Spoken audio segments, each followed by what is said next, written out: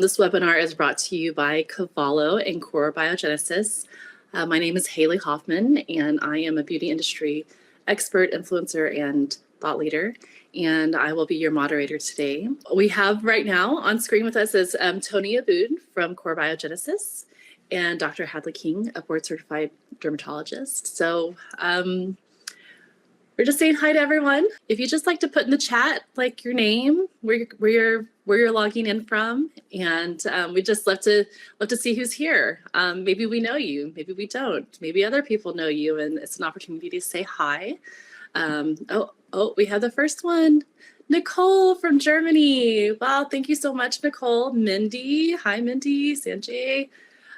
Richard, it's good to see you, Richard. Agnes, oh, the Netherlands, California. Oh, Brittany, hey, so good to see you. And also, so we have people from all over the world logging in, and we want to know something on a lighter note. Do you prefer tea, coffee, or something other? Are you drinking something other right now? I'm drinking water right now. I have a little bit of a cough. Tony, Dr. King, what are y'all drinking right now? I'm drinking water as well. Not that exciting. Yeah, is it smart water? Is it just regular old tap water for me? Okay, well, you live in Canada, and it's like near a water source. Is my favorite. Let's see if I can get it through there. Kombucha. Oh yeah, what's your favorite water, Dr. Hadley? So I'm drinking kombucha this morning. Oh, kombucha. I love the probiotics. You know, technically tea, right? That's right. That's right. Awesome. Oh, Dennis, coffee. Lots of coffee. Oh, hey, Lucas.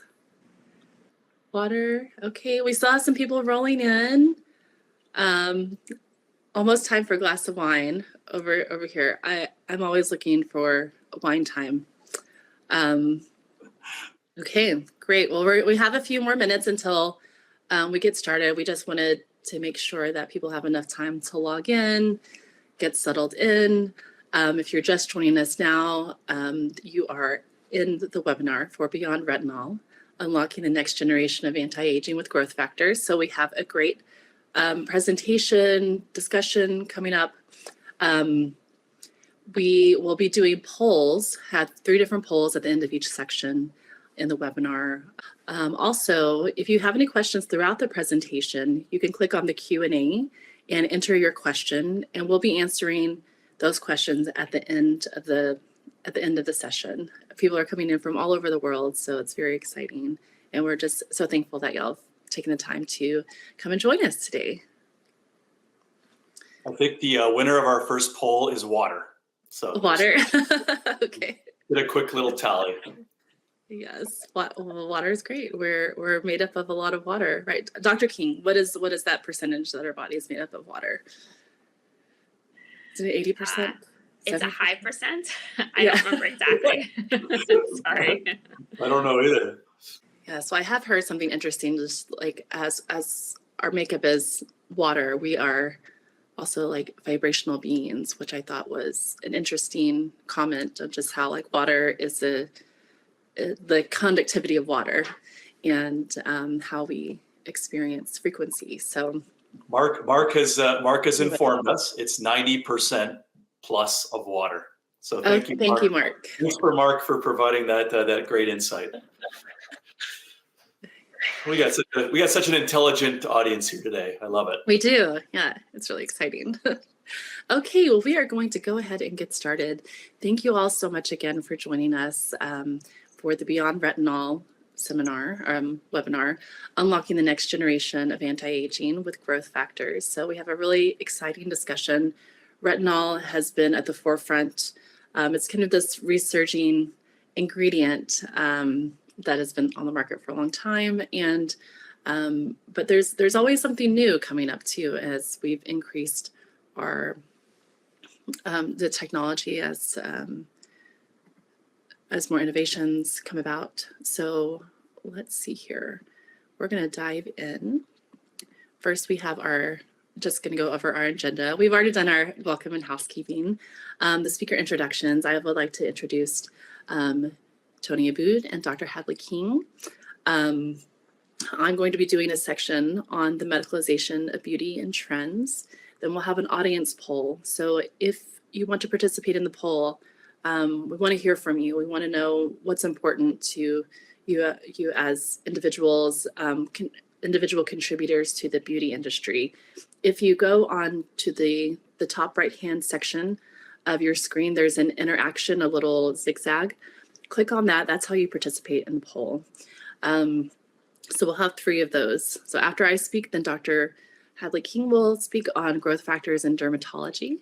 And then Tony will share on the next generation of growth factor technology. And then at the end, we'll have our questions and answers.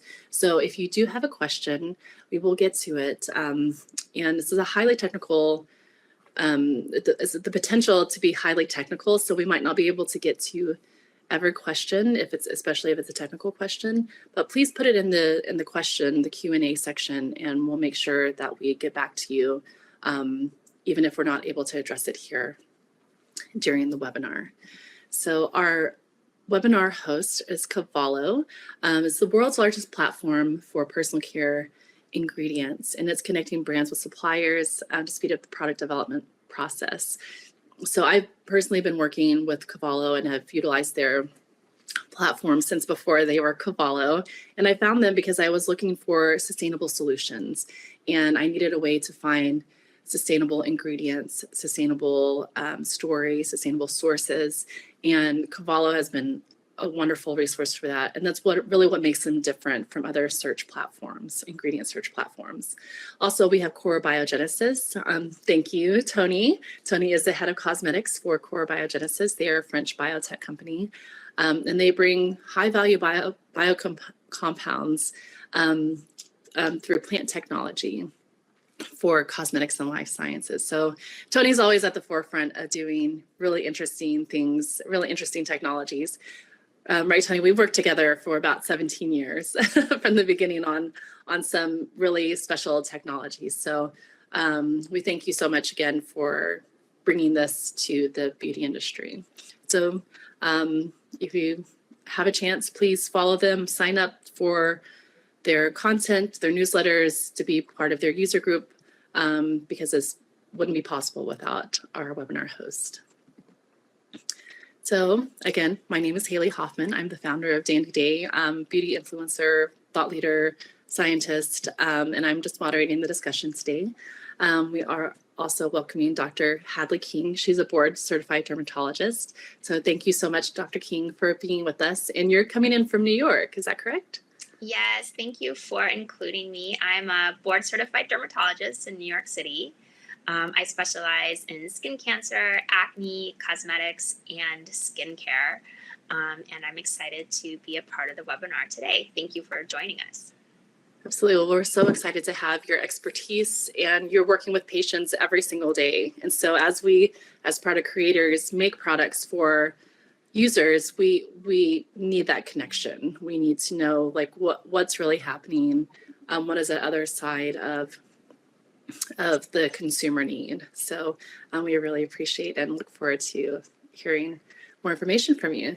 And Tony is going to be our last speaker. Hey, Tony Abboud from Core Biogenesis. Tell us a little bit about yourself and and what you're doing these days. So I have known Hayley for almost 20 years. It's been a long time. Have done a few webinars in our history together. So yeah, my name is Tony Abboud. I been in cosmetics and skincare for 15 years, mostly on the ingredient side. And my passion, as Hayley mentioned, is really bringing innovative, revolutionary biotechnology platforms and technologies and ingredients to the skincare and personal care market. So I've been very fortunate to work with several companies in my tenure, and I'm very excited about Core Biogenesis and speaking to you all today. So thank you for joining us. It's record numbers of people who signed up and are here today. So really excited that you all could take some time out of your day and join us. Yeah, absolutely. Thank you so much for your introductions. Okay, so let's hop in. So the medicalization of beauty and the rise of biotech. So I'm sure that, like most of you, we've seen how consumers are no longer looking at beauty and healthcare as separate.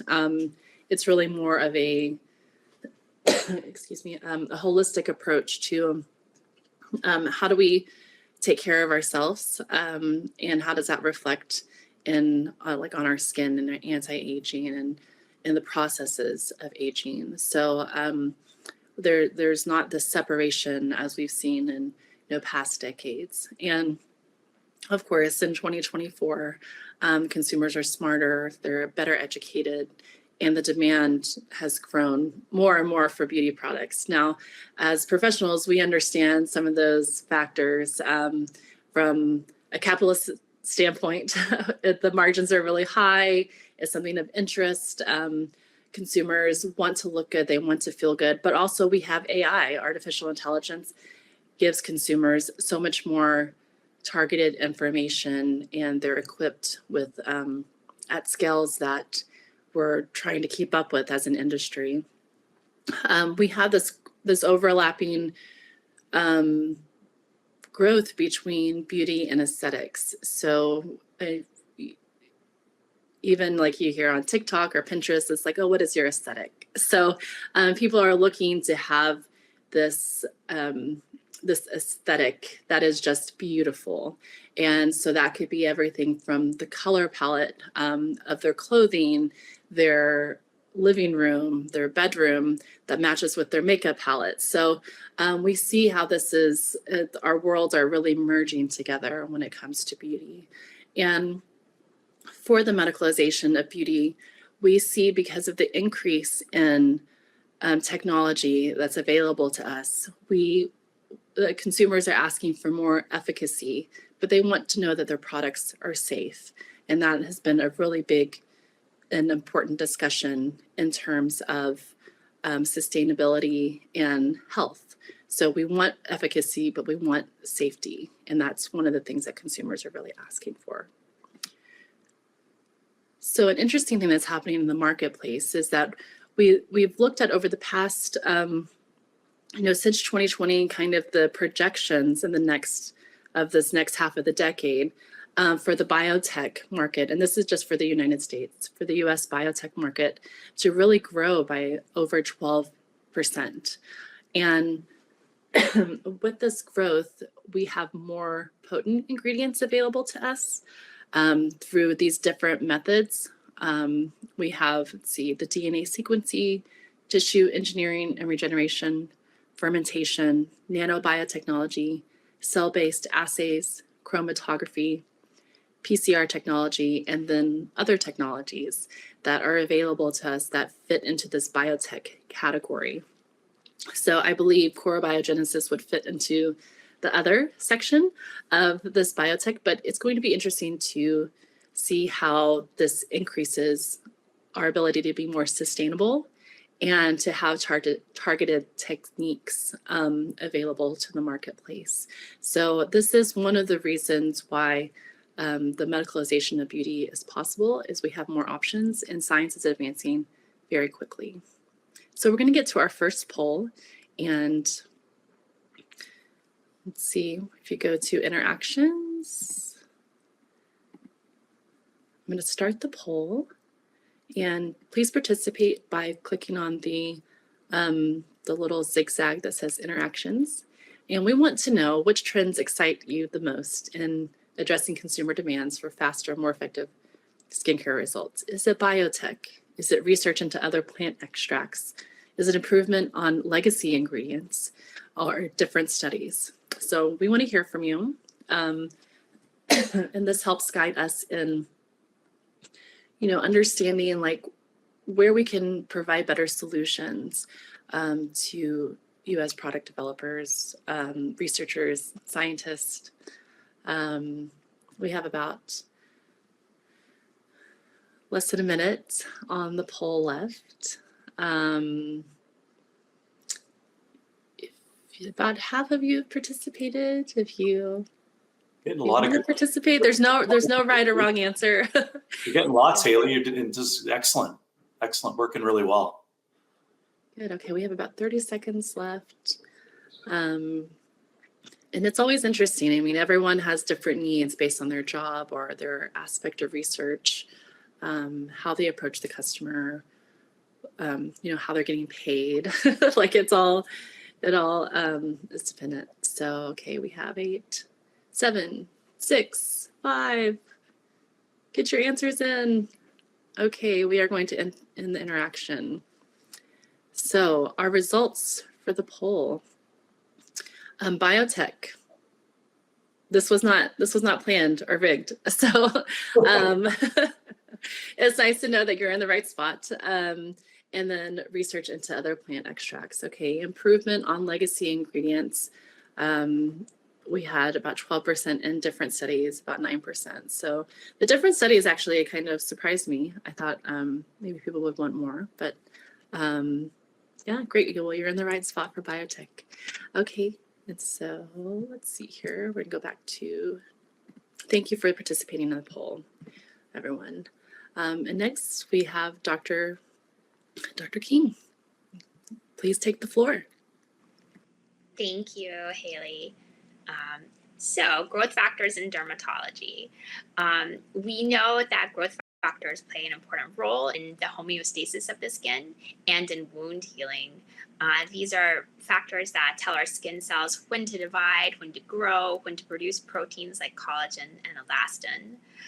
But they do decrease with age. And we know that this decrease goes hand in hand with visible signs of aging, like the skin getting thinner and the production of collagen and elastin decreasing, which then leads to laxity in the skin.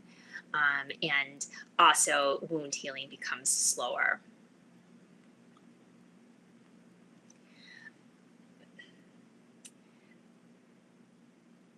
And so there has long been an interest in using growth factors in skincare. And this goes back to the 1950s when growth factors were first identified.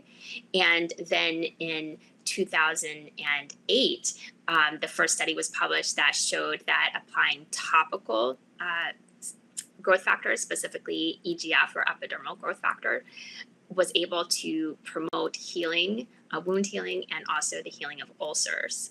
And then in 2012, a study was published in which applying topically a serum that contained recombinant epidermal growth factor twice a day for 3 months was able to significantly improve multiple signs of aging in the skin, including dark spots and skin texture, pore size, red spots, and wrinkles.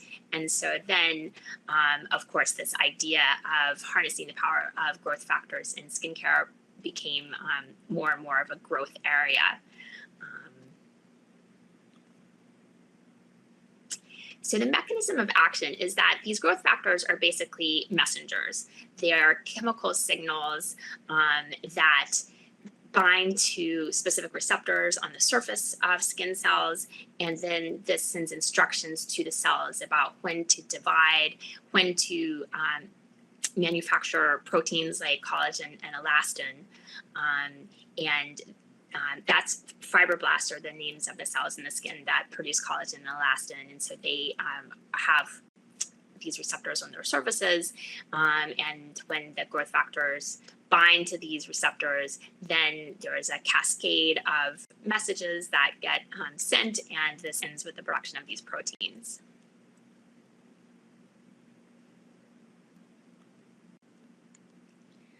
There are different types of growth factors. And the most studies we've done are really about epidermal growth factor. And that is an important signaling protein that participates in the regeneration of skin cells, the healing of the skin. And then we have less data. Fewer studies have been done with the other growth factors listed here as far as skin. But there have been some interesting findings in these preliminary studies showing that fibroblast growth factor 2 may participate in melasma, that's dark spots on the skin that are often very difficult to treat. Keratinocyte growth factor may participate in hair growth. That's also certainly a hot topic. And TGF-beta is also involved in inflammation and the role that inflammation plays in skin repair and healing of the skin.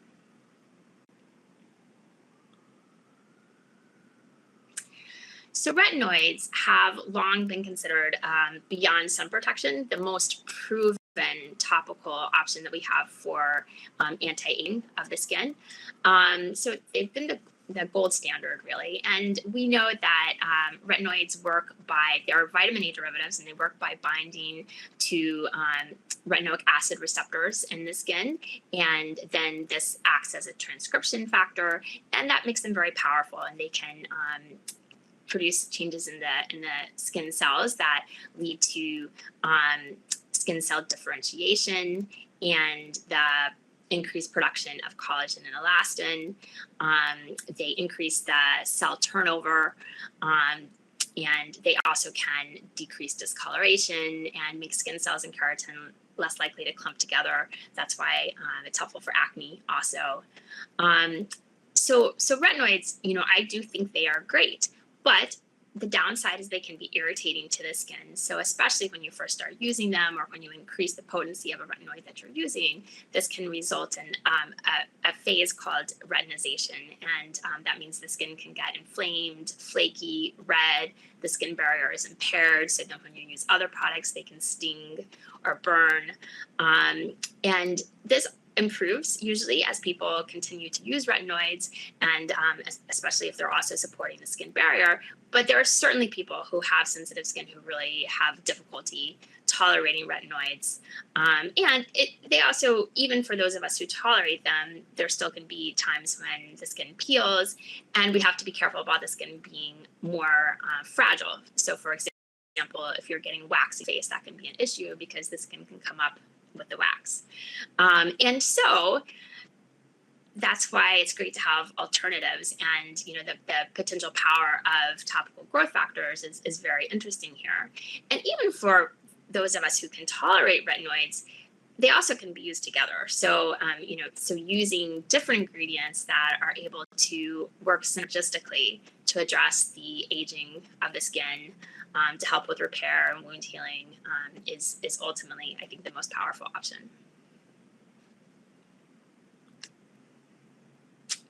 Which brings us to audience poll number 2. Great, thank you, Dr. King. So again, if you would like to participate in the poll, the interaction button is up there. Let's see, we're going to start poll number 2. Have you ever used growth factors on your skin? We want to know. Has anybody ever tried it? If maybe you haven't. Maybe you are a frequent user. Maybe you are just completely not interested. We want to know the kind of exposure.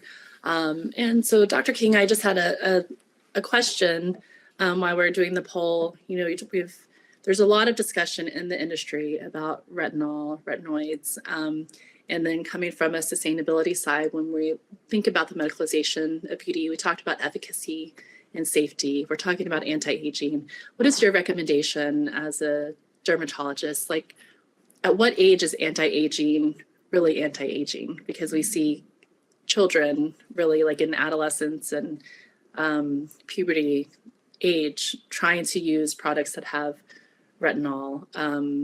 We've had the discussion about toxicity and safety and times in development when it's recommended to use or not use retinol. Can you touch on that a little bit as we're doing this poll? Absolutely. It's definitely been interesting to watch the popularity of skincare really take off over the last few years, and that has certainly included all ages. So yes, I think that for all ages, the most important factor in how our skin is healthy and how it does age over time is going to be sun protection, and that of course starts at day 0. So that's really the most important thing, and will make the most difference in how your skin ages over time. And it's never too early to start with sun protection, because a lot of our sun exposure, our lifetime sun exposure, does happen in childhood when we're so active and outdoors, and sun damage in the skin is cumulative over time. So all of that exposure does add up. And then, what else is really important for keeping the skin healthy is just really focusing on keeping that skin barrier healthy. So that means gentle cleansing, supporting the skin barrier with moisturizers, and not using things that are too harsh or that really can damage the skin barrier, because the skin barrier is the most important thing, right? It holds all the stuff we want inside, including moisture. When the skin needs to heal, it holds in those healing factors, and it keeps out everything we want to keep out, including pollution and bacteria, etc.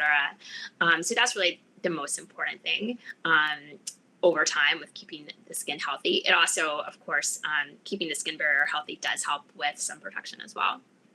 And then, so when do we want to start using these possibly more irritating topical ingredients? And that can vary because, certainly there are plenty of teenagers who experience acne, and we do sometimes use topical retinoids and salicylic acid and different things during that time. And I think that's very reasonable, right? These are ways that we can treat acne. But, as far as using these topicals primarily for anti-aging, I think that starting in the 20s, 30s, very reasonable. And it's going to depend on the person, of course, but just keep in mind that sun protection and supporting the skin barrier are going to be the things that really will make a difference during those young years. Thank you so much for sharing that. Okay, and clarifying. So we're going to show the results now of the poll. We had some participants in the poll, so thank you so much. Here are the results. 66% have never tried growth factors, but they are interested. 1% has never tried. They don't want to. That's okay. And 21% tried it a few times, and 12% are frequent users of growth factor products. So big fans. So this is great. Thank you so much for participating. Okay, and next up we have Tony Abboud is going to talk to us about the next generation of growth factor technology. We do have some questions coming in. Please populate those in the Q&A section. We will get to your questions at the end of the webinar. If we do not have time, we'll answer it by email. This is it's a pretty weighty topic that we're getting into, so we can just hit high level. So Tony, the floor is yours. Thank you so much. Thank you, Hayley. I found that pretty fascinating that 66% of people have interest in growth factors but have never tried it themselves. So I think that just speaks to the newness of this category, and that it really is cutting edge and next generation in anti-aging and skincare. So I guess that's a perfect segue for me, really talking about next generation growth factor technology using biotechnology. So, Dr. King did have a nice overview of the mechanisms of action and the fact that these growth factors have been discovered and identified, greater than 70 years ago and used in skincare for dozens and dozens of years. But in our industry, we're trying to put growth factors in oil and water emulsions. They've got to go through accelerated stability. They have to withstand, the glove boxes of warm Arizona summers. So we really have to look at the stability and the characteristics of these proteins in creams, lotions, serums, eye creams, etc.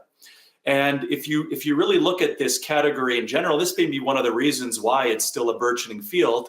These are tricky proteins to work with. They are highly unstable at both room temperature and definitely under accelerated conditions, and even when refrigerated. And they really have stability issues when they're dissolved in water, which in our industry is 80% of these formulations are water plus. So this is really a consideration when using and formulating with these unique proteins. So as Dr. King mentioned, epidermal growth factor, EGF, is probably the most well-characterized protein. And research has shown that 50% of this protein degrades in less than 7 hours at room temperature. So that's difficult to work with. And then FGF2, or fibroblast growth factor 2, becomes biologically inactive in 6 hours under accelerated conditions. What I find fascinating is that despite these stability limitations of growth factors, this is a trending category. this is a category that's generating a lot of buzz right now in consumer press and with skincare brands. So I'm just highlighting here some headlines from some major magazines that you guys are maybe reading or you're definitely aware of. So Elle magazine talked about the 10 best growth factor serums that are better than Botox. Huffington Post talks about how growth factors are the latest it term in youth boosting skincare. And Harper's Bazaar talks about how they're magic in a bottle. So there's definitely that language and that conversation happening with our consumers. And it's definitely generating a lot of interest. In my research, I found that there's over 100 brands today that use growth factors in their formulations, primarily serums. And many of you have probably recognized these brands. Maybe these brands are on the call today. So SkinCeuticals, Drunk Elephant, Perricone, Inky List, etc., all have products on the market today that have growth factors. So I wanted to explore a little bit, how do we produce growth factors? So and it's actually want to point to a very interesting article in New Beauty by Krupa Kosleen, who just a couple of days ago posted this article, which was great timing for us on our webinar, and actually speaks to the differences between exosomes and growth factors and stem cells, and really talks about how you really have to look where they're derived and what the sources are of these particular active ingredients. And in our case, as we speak about this topic, we're really talking about the human sequence of growth factors, because that's really the product that's really the protein that's going to interact with the receptors on your cells and give you that mechanism, that cascading mechanism of action that Dr. King spoke about. So how do we generate, or what platforms will actually allow us to produce human sequence epidermal growth factor or other? So there's only 3 ways you can do this. The first way, which is sort of the classical way, is actually isolating growth factors from human stem cells. So a couple of years ago, you may have heard of something called the foreskin facial, which is basically taking the foreskin of newborn babies, extracting out the growth factors and components, and then using it on a facial. So that is one way that you can isolate out growth factors. The other way, which is probably a little more popular today, is using fermentation. So using yeast or bacteria to produce growth factors in these bioreactors. And here's a schematic of what these plants are: big capacity, big facility build outs of bioreactors. And then a new way to do it, which Core Biogenesis is pioneering, is using a plant biofactory process. So actually using the energy of the sun and accumulating growth factors in plants. Some people have looked at tobacco and leaves and roots of plants. Core Biogenesis, we produce them specifically in the seeds of the plants, and we choose Camelina sativa as our plant of interest. So a quick little pros and cons, or a comparison of these 3 different methods of producing growth factors. So the human stem cell approach does make the human sequence, but there have been some question marks about safety using stem cell derived growth factors. And there are certain countries where there's some issues with compliance of using proteins from stem cells. Sustainability is a bit of a question mark. And really, there's no way by using that production system that you can fix the inherent stability issues that you have with growth factors. Fermentation is much more popular today. Again, you can produce the human sequence. It's safe. It's globally compliant.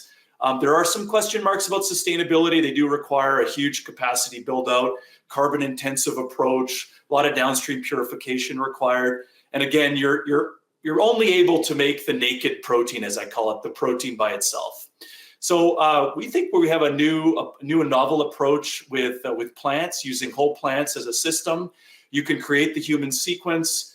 It's safe, it's globally compliant, it's very sustainable. And there are mechanisms that we can take advantage to improve the stability of the protein. I'm going to talk about how we do it at Core Biogenesis. So what we do is we're actually able to accumulate the growth factor inside the seed of the plant. And not just that, we can accumulate the protein on the surface of something called an oleosome. So I'm sure some of you have heard of oleosomes, but maybe I'll just quickly summarize what those are here. Oleosomes are how Mother Nature preserves and protects her oil in the plant. So if you think of oil like safflower oil, sunflower oil, camelina, it's not in its liquid form in the plant. It's highly organized in an emulsion state in oleosomes. And what that is a monolayer of phospholipids surrounding a triacylglycerol, or the oil core, and vitamin E is locked into the core of that. So we actually take this delivery system, or this spherical lipids and nutrients, and we are able to anchor the growth factor on the surface of the oleosome. So we're using Mother Nature's carrier, and we're using one of the most powerful anti-aging proteins in skincare, called growth factors, in a system. This is a fusion, so a growth factor oleosome fusion.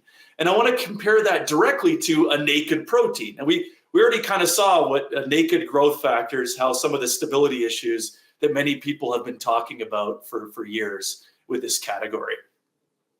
So we did a head-to-head study looking at the stability of the oleosome growth factor versus the growth factor alone. And what we found, this is with epidermal growth factor. This is over a 3-month period at 42 degrees in the oven. We found that the oleosome growth factor fusion retained 92% of the protein concentration after 3 months. And the growth factor alone, or EGF, we lost more than 90% of the protein. So using the oleosome to our advantage, we can really stabilize that epidermal growth factor, even in accelerated aging or heat conditions. So we believe that this is a way to really enable the category of growth factors for skincare brands all around the world, and really take advantage of some of the wonderful aspects and avenues of this unique protein class.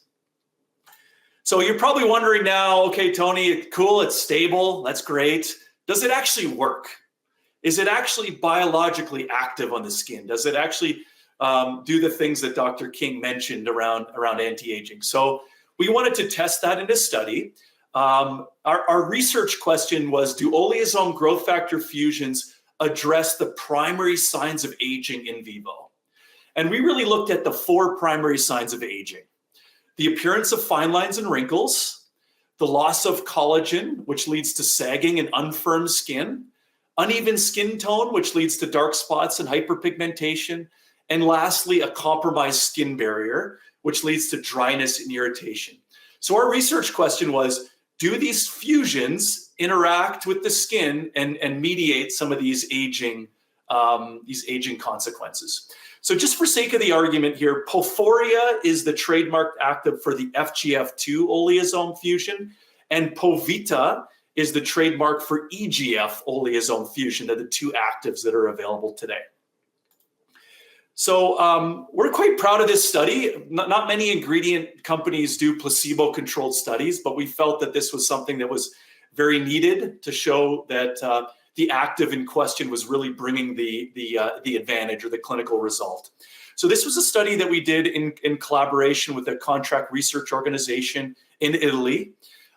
Recruited 60 people between the ages of 30 and 65 that all showed evidence, unfortunately showed evidence of aging. We all do in that age bracket, including myself, all ethnicities. And there was 3 groups. So 20 people were using a placebo cream morning and night.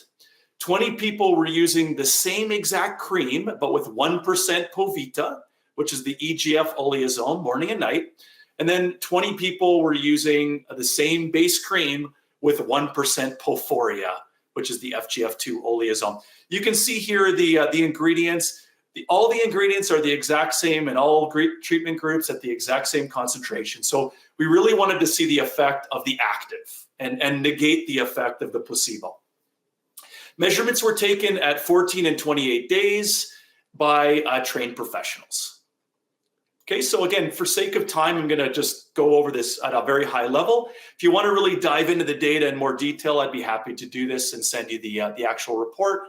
But basically, at a high level, the EGF oleosome, or epidermal growth factor oleosome, targeted fine lines and wrinkles and boosted skin firmness.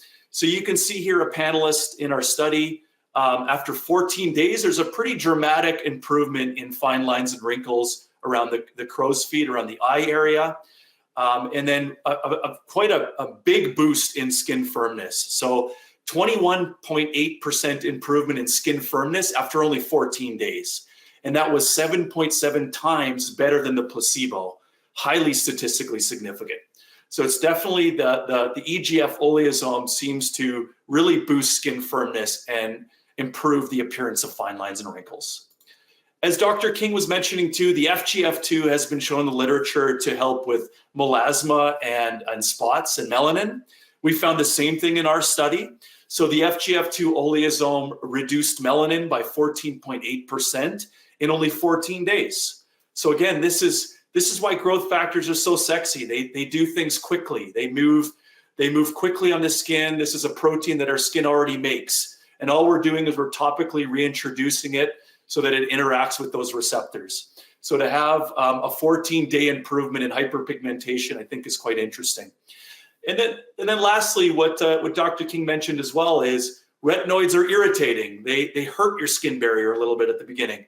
Growth factors don't do that. Growth factors actually can help improve your skin barrier even at time 0. So we found in our study looking at transepidermal water loss, or TEWL, that there was a reduction in TEWL at 14 and 28 days. So we're actually restoring and improving the skin barrier while we're contributing to anti-aging endpoints. So there's no better panelist or subject than yourself. so when we first started, and this is sort of a little side note story, I was in that 66% group that never tried growth factors, right? I tried the retinoids, I had done the vitamin C and all that, but I'm thinking, you know what? I'm going to wash out my routine and I'm going to use a growth factor oleosome serum for 6 weeks. I'm going to use it morning and night. I'm not going to change my eating habits. I'm not going to go work out a lot. I'm going to do the exact same thing that I've done, and I'm just going to see how my skin improves if it does. So this picture on the left-hand side was my face on March 14th at 9:32 a.m. in my living room. And 6 weeks after using the cream on May 5th, at around the same time, using the same iPhone, same conditions, at the same couch in my living room, I think you can see pretty noticeable improvement in my skin.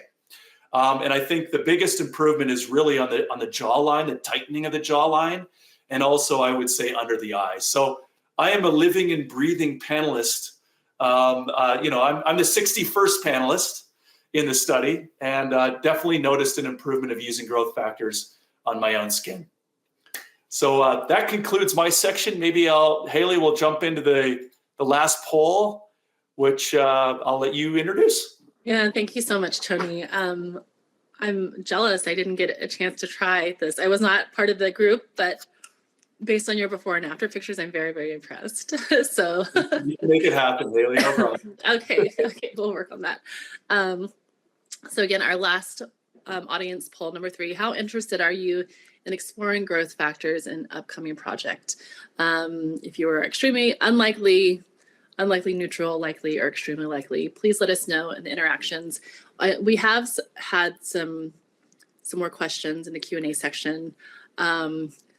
People have shown interest in using the growth factors. So I have, I actually need to start the poll. That would be helpful. Okay, we're gonna start. The poll is starting now. So I'm interested in exploring growth factors. I sold growth factors a long time ago. It was maybe 15 years ago, 10 to 15 years ago. And it was still so new. The science there were so many questions surrounding it, and it really addressed the things that you had mentioned, Tony. And like, are they from humans? Like, is it the biofermentation process? But just from what I've seen in the trends of technology and innovations, using plants as biofactories for these proteins is very, very unique. And it's this true symbiotic relationship of nature biomimetics, right?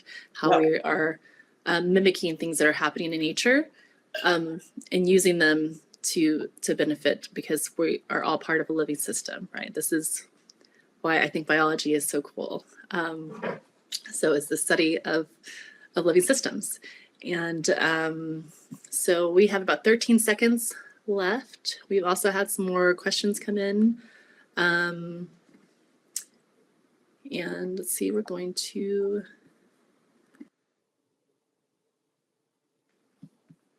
Bless you. You okay? Thank you. Thank you. That was a good mute. Oh, did I end the...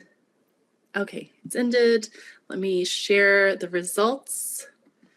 Oh, wait. Sorry. I have them here. Do you want me to just talk through them? Do you? Yeah, okay. I will share the results right now. Okay. Oh. So we have some neutral, likely, and extremely unlikely, or and extremely likely, as our likely and extremely likely are our highest poll answers. I would love to hear, maybe in the Q&A or the chat, or even as a sidebar, from the people who are extremely unlikely. Perhaps it's not enough information available. It's not pertinent to what you're looking for. Thank you all for participating in the poll. It's always interesting to see, what other people are working on and what's important to them. So we are going to now go to the question and answer section. I think I had some comments just after listening to both of you and looking at trends, really from the US perspective, because that's where I've worked the most, is product development and supporting product creators, developing clean, sustainable products in the United States. Looking at what's happening in terms of DEI, diversity, inclusion, equity, and seeing an expansion in this product development, it seems like the growth factors would be a perfect fit for ethnic skin types. When you're talking about firmness, melasma, tightening of the skin, what are some thoughts on that from maybe a safety perspective and a functionality perspective? From Dr. King, Tony, feel free to chime in. I'll lead Dr. King. I think would be a wonderful voice for this. Thank you. Yeah, I think that's one of the great things about growth factors is that they can be helpful for all skin types, right? When we talk about retinoids, the danger is always irritation and compromising the skin barrier, and that can happen in any skin type. But with skin types that have more melanin, then that leads to the risk of, if you get inflammation, then you can get post-inflammatory hyperpigmentation, right? Dark spots, which we definitely don't want, and that absolutely can be seen when retinoids are used, and if they cause inflammation, then you can end up with dark spots. And so for that reason, right, something that's not potentially irritating is a great fit. And that's true for all skin types. But just when you're considering that extra risk of hyperpigmentation, then skin types with more melanin, that is going to be more of a risk. Yeah, thank you. I think the market is looking for more and more ingredients that fit this growing segment of the market for more ethnic skin types, melanated skin, I would say. Tony, what are your thoughts on that? Yeah, no, I'd echo that statement. In our study of 60 panelists, we tried to recruit as many different ethnicities as we could to sort of give that representation. But I really defer to Dr. King and her expertise with skin on that one for sure. Okay, perfect. And then I wanted to bring up one other question in terms of exposure.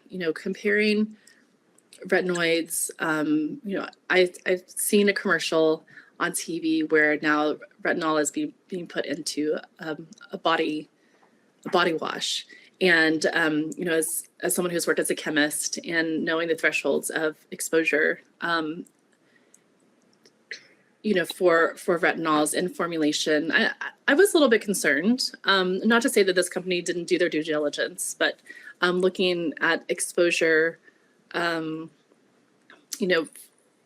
what are your thoughts in terms of the EGF and the effects of the biofactory type of product for safety?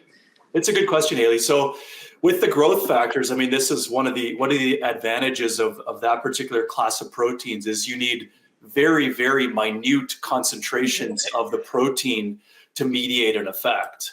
So if you look at the ingredients at Core Biogenesis, like the 1% of the active that I talked about in the study, we're talking about 0.0001% of the protein in that particular active ingredient. So we're dosing at sort of ppm dosing to mediate this effect, and so it is very potent. It does interact well, and then we've conducted a lot of considerable safety around our active ingredients, HRIPT, and all the different industry standard approaches, and have found no issues with irritation, sensitization, or anything like that as well.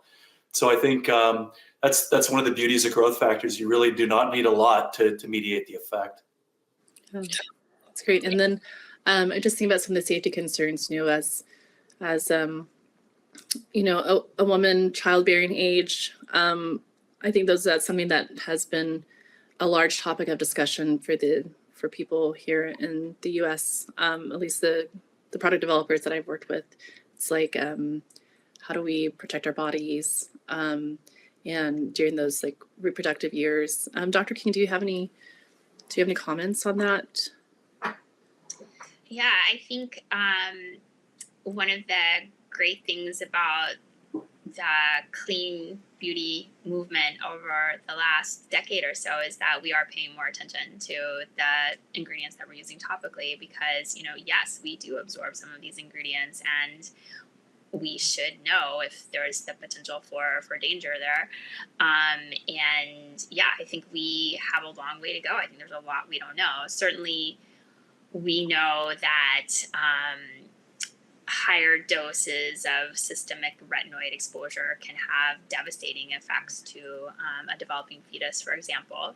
But how does that translate to, use of less potent topical retinoids? And the truth is a lot of that research hasn't been done because we don't want to experiment on pregnant human females. So that makes sense. I think right. So yes, I think safety always has to be considered, and we need to do as much testing ethically that we can. And I'm glad that it's something that we're paying more attention to than we were in the past. Okay, thank you, Dr. King. And that kind of leads me to one of the questions. Mark asked if we've done any direct comparison studies of oleosomes versus retinol. That was one of the questions that I had when I first learned about your products and Core Biogenesis. Tony, do you have that in the pipeline? Is that something that you're looking at? Yeah, so great question. A lot of our research now has been sort of looking at the oleosome growth factor fusion versus growth factors alone. So comparing to the protein to the fusion. But I think, Mark, that's definitely research we want to embark on, is looking at it next to retinol in a head-to-head study. But a lot of the things we've seen in our original placebo-controlled study are quite encouraging. I mean, we were able to address 4 primary signs of aging in 14 days in a statistically significant manner. So we do believe that a lot of the hallmarks of the retinoids can also be experienced by this technology, but you have the added benefit of restoring the skin barrier, not hurting the skin barrier, as Dr. King mentioned. So, but yeah, those are all food for thought moving forward. Okay, great. Thank you so much. And some of the other questions have been answered throughout the presentation about the stability There's still some technical questions too about the growth factors. Are they plant growth factors? Are they human growth factors? So I think that's like some technical aspects that we can get into in the future that would better be offline. But a lot of people have asked, like, how do we find this ingredient? What are the next steps if you're interested?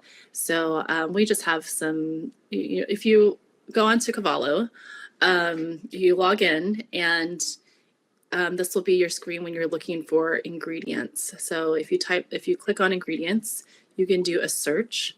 You can type in Core Biogenesis and personal care. And once you do that, let's see, is there a pointer? Here we are. Core Biogenesis right here in personal care. And once you do that, it will bring up these 2 ingredients that we discussed today. So these are the attributes, the inky name, the company right here, awards and certifications. I'm sure this will be populated very soon, Tony. And here is an example of what the actual ingredient page looks like. And I love how Cavallo has done this. They've made it so easy. I can't scroll all the way down to show you all the different features, but because this is just a copy of the slide, but you have the inky name, the cast numbers, all the numbers that you need to classify these ingredients, the technical uses, sustainability claims. Again, I'm all about sustainability, so I always want to focus on this part, but this gives you all the sustainability claims that you need right now, and this is what makes Cavallo really unique, and I think very helpful in today's market of consumers asking for more effective, safer, more sustainable natural products. So if you are not logged on to Cavallo, please do so. Please sign up. For Core Biogenesis as well. You can reach out to them directly on this page. Tony's information is also available right here. You can search for Core Biogenesis ingredients on cavallo.com. You can go to the website here. An email will be sent to you with this entire webinar. And please follow Dr. Hadley King. Dr. King, you're on Instagram? And I am. Yeah, it's at Dr. Hadley King. Okay, wonderful. So we apologize if I wasn't able to get to everyone's questions, but we do have them here, and any questions that are going to be pertinent to Tony, we will send to him. He will get back to you directly. Right, Tony? Yes, I will. Absolutely. Okay.